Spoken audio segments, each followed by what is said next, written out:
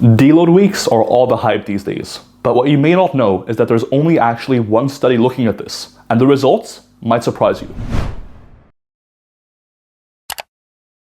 Welcome back to Wolf Coaching. Today with you, soon to be Dr. Milo Wolf, and we're talking about deload weeks and whether or not they're necessary. The main study I want to discuss today was actually performed by Coleman and colleagues. I actually know Max personally, and I've spoken about this study with him before, so I'll be giving my take of this study in this video. Without further ado, this study had two groups. One group trained for 9 weeks straight without a break. The other group trained for 4 weeks straight, took a 1 week break from training, and then trained hard for 4 weeks again. Both groups, during any given training week, performed the same training. They performed twice a week, 5 sets of 8 to 12 reps to volitional failure of the Smith machine squat, the leg press, the leg extension, and the seated calf raise. In other words, for the quads, this was 20 sets per week to volitional failure. Pretty hard training. Here are the measurements the researchers took. First, they took 2 quadricep thickness measurements. They also took 2 calf thickness measurements. As far as performance measurements went, they did a few things. First, they measured counter movement jump height. They also did 1 repetition maximums on the Smith machine squat. They also did an AMRAP, or as many reps as possible, with 60% of the participants' body weight on the leg extension machine. They also tested the participants' peak isometric strength on an isokinetic dynamometer. Finally, the researchers also asked the participants to fill out a readiness to train questionnaire.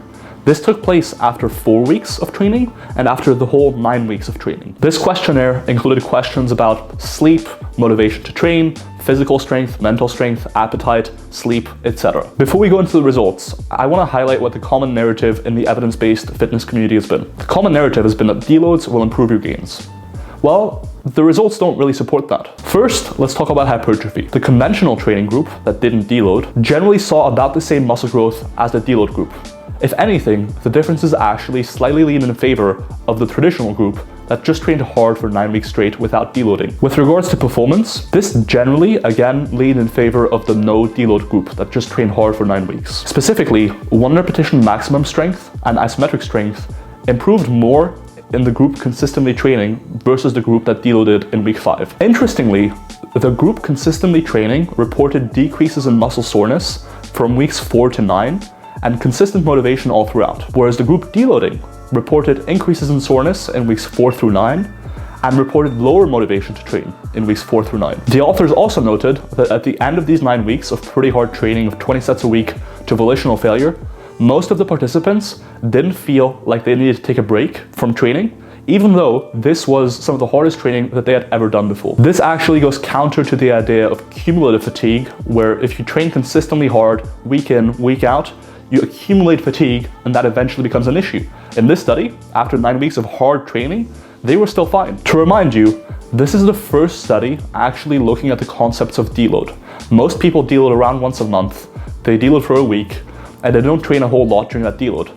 But this study did include a training cessation week, where participants didn't train at all. So it's not a perfectly accurate study of deloads as they should be, but it does provide some evidence as to how deloads may or may not work. And what does this study say, by and large? Well, it says that for hypertrophy, there's not really a huge effect of deloading or not deloading, but differences may lean slightly in favor of not deloading and training consistently week in, week out. For strength, on the other hand, especially for isometric strength and for 1 rep max strength, it very much leaned in favor of consistently training week in, week out. And taking a full week off from training seemed to really impair that adaptation. So that was the most relevant study in trying to answer whether or not deloads are a good idea. But is there any other data? As a matter of fact, there is. There are 2 studies by Ogasawara and colleagues that were published a while ago. They're not really on deloads, but they are on the concept of training cessation, taking a break from training for a few weeks at a time. In the first study, they compared 2 groups. One group trained for 24 weeks straight, quite hard, 24 weeks in a row. The other group trained hard for 6 weeks, took 3 weeks off training entirely, 6 weeks on, 3 weeks off, and 6 weeks on again. What did they find? Well, on the whole, no huge differences.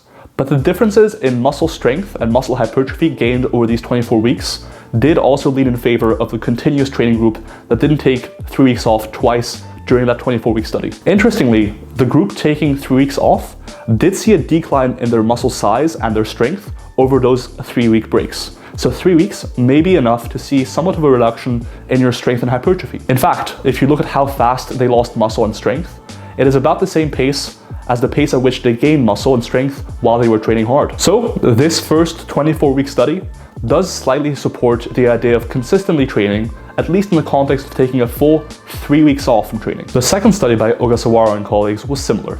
In one group, they trained consistently for 15 weeks in a row. In the other group, they trained hard for 6 weeks, took a 3-week break, and then trained hard again for 6 weeks. And once again, similar strength and hypertrophy outcomes were seen in both groups, but the improvements slightly leaned in favor of the group consistently training across those 15 weeks. The reason I mentioned these two Ogasawara studies is because they are relatively long-term. And in fact, there is one underappreciated finding from these two studies. If you look at how much strength and muscle was gained in the groups taking a break from training for 3 weeks at a time per day, when the group that took weeks off training was actually training, they gained substantially more muscle and strength per day trained than the group that just continuously trained. And actually, as the group, for example, in study 1, kept training hard across 24 weeks, they were gaining less and less strength and muscle as the study went on.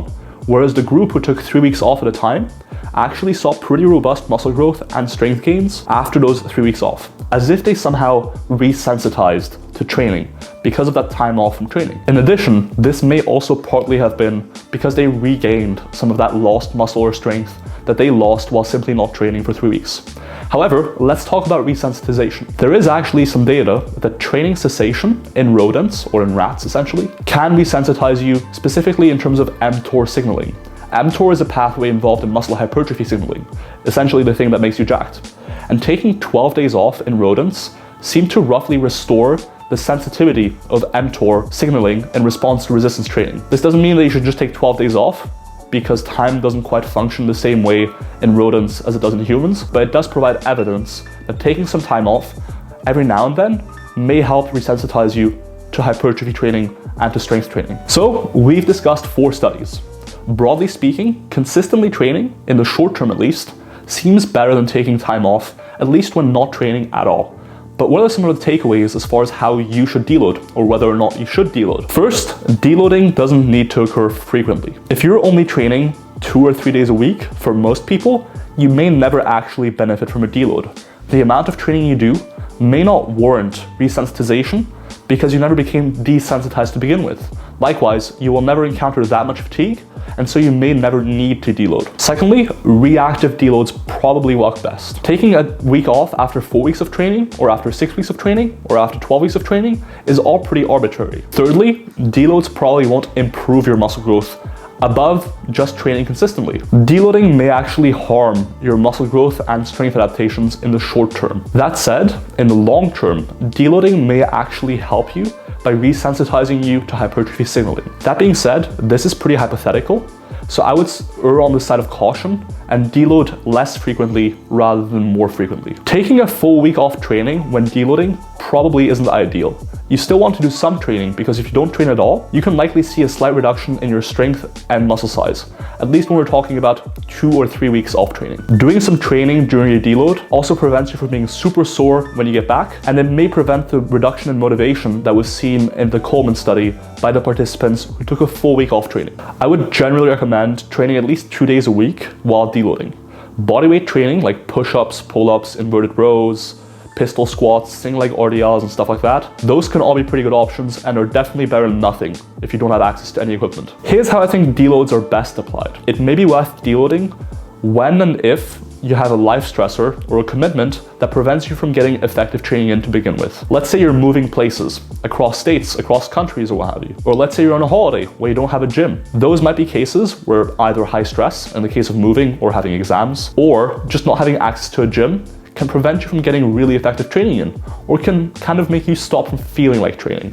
Those are the cases where I would recommend taking a deload week. That's the video. That's all the most relevant data we have on deloads for hypertrophy and for strength. If you like the video and you want to see more videos like this, please comment, like, subscribe. You can even turn notifications on if you want, just so you can see my videos and I can keep making them for you. Anyways, I will see you guys in that next one. Peace.